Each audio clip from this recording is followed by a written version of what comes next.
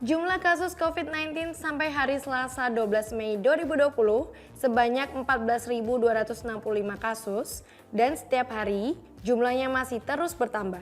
Pakar epidemiologi Universitas Indonesia atau UI, Pandu Riono menuturkan, Indonesia bisa menjadi negara yang rawan terhadap penyebaran virus karena didorong berbagai hal dan hal tersebut bukan tanpa sebab.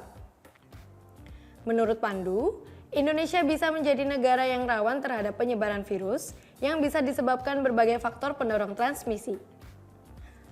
Faktor pendorong transmisi dapat dilihat dari berbagai indikator yang digunakan dalam perhitungan risiko transmisi berikut. Pertama, jumlah penduduk Indonesia mencapai sekitar 268 juta jiwa berdasarkan data 2020, sehingga lebih rentan terhadap penyebaran virus. Kedua, sementara, menurut data Survei Sosial Ekonomi Nasional atau Susenas 2017 menunjukkan populasi yang tinggal di wilayah perkotaan mencapai 52,9%. Jumlah kasus COVID-19 terbanyak terjadi di wilayah perkotaan yang padat penduduk. Ketiga, begitu juga dengan populasi yang tinggal di rumah dengan luas lantai kurang dari 8 meter persegi per kapita, terdapat sekitar 14,8% menurut data Susenas 2017. Keempat, angka insidensi atau terkena penyakit pneumonia berdasarkan data BPJS 2016 mencapai 1,3 per 1000. Pneumonia atau gangguan saluran pernapasan sebelum munculnya SARS-CoV-2 ini sudah banyak terjadi karena populasi buangan asap transportasi, asap rokok, dan sebagainya. Kelima, populasi yang berpergian atau meninggalkan rumah untuk berbagai kegiatan tahun lalu mencapai 28,2%. Keenam, populasi dengan praktek cuci tangan yang tidak benar berdasarkan data Riset Kesehatan Dasar atau Riskesdas 2018 mencapai 50,2%.